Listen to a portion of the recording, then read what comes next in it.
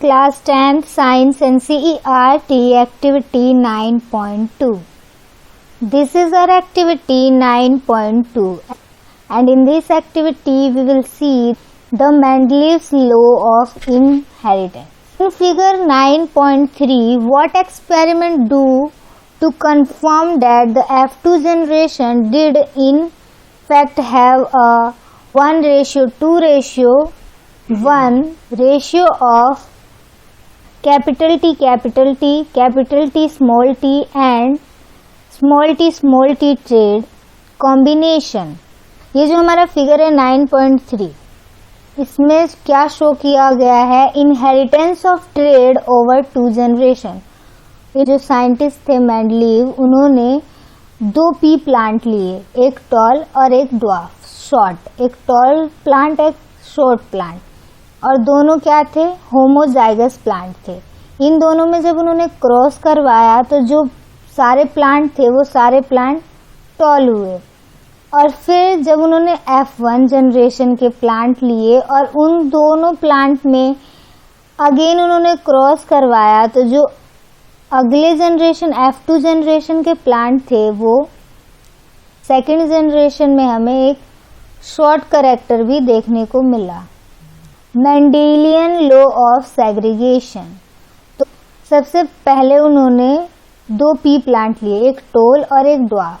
उन दोनों का क्रॉस कराया तो जो फर्स्ट जनरेशन आया वो सारे प्लांट उसमें के टॉल थे.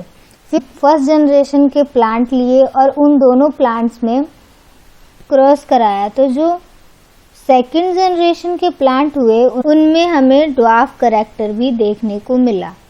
तो जो फिनोटाइपिक रेशियो है इसका ये है 3:1. फिनोटाइप मतलब आउटर अपीयरेंस. तो जो हमारा पी प्लांट था उसमें हमें 1, 2, 3 ये 3 पी प्लांट बड़े दिखे और एक ड्वार्फ दिखा, इसीलिए जो हमारा फिनोटाइपिक रेशियो है वो 3:1 है. And then genotypic ratio gene. तो यहाँ पे हम देख सकते हैं कि कैपिटल टी एक genotype, capital T small T अलग genotype, small T capital T ये दोनों एक तरीके के जीनोटाइप हैं एंड स्मॉल टी एक अलग है. इसीलिए जो हमारा जीनोटाइपिक रेशियो है 1:2:1. कैपिटल टी डोमिनेंट है तो जो हमारा प्लांट होगा वो टोल होगा. ये हमारा कैपिटल टी है, ये हमारा स्मॉल टी है. तो जो कैपिटल टी है वो डोमिनेंट है, स्मॉल टी रिसेसिव है, इसीलिए जो हमारा प्लांट होगा वो टॉल होगा क्योंकि हमारा कैपिटल टी डोमिनेंट है. Here also we can see जो हमारा प्लांट है वो टॉल होगा क्योंकि तो हमारा कैपिटल टी है वो डोमिनेंट है, इसी की वजह से हमारा जो प्लांट होगा वो टॉल होगा. हेयर स्मॉल टी तो दोनों ही रिसेसिव है, इसीलिए जो हमारा प्लांट होगा वो ड्वार्फ होगा, शॉर्ट होगा.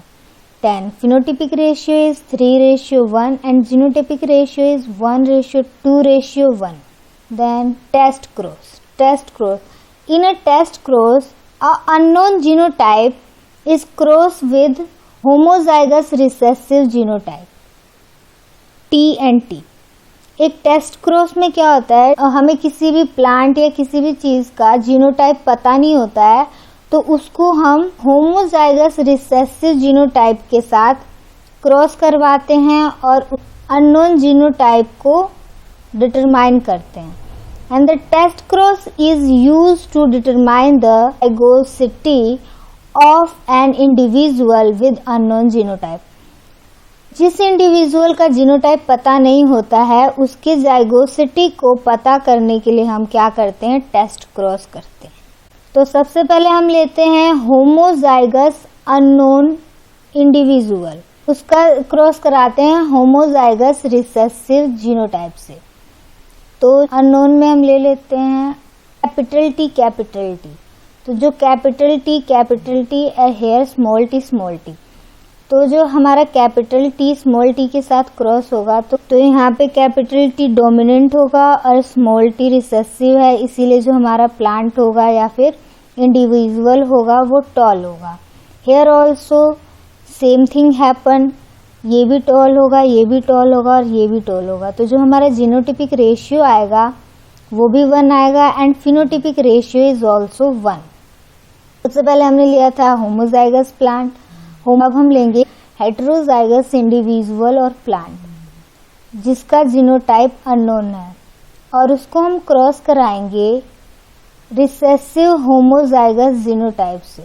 तो यहाँ हम लिख लेते हैं capital T small T, here also small T small T. जब हम कैपिटल टी को स्मॉल टी के साथ क्रॉस कराएंगे तो हमें पता है कि जो कैपिटल टी होता है वो डोमिनेंट होता है एंड स्मॉल टी रिसेसिव होता है, इसीलिए जो हमारा इंडिविजुअल होगा वो होगा tall. Here also same thing happen और ये भी टॉल होगा। एंड देन स्मॉल टी का जब क्रॉस होगा तो small T and hairs also small T क्या होता है, रिसेसिव होता है, तो इसीलिए स्मॉल टी का जो इंडिविजुअल होगा वो होगा शॉर्टर, ड्वार्फ।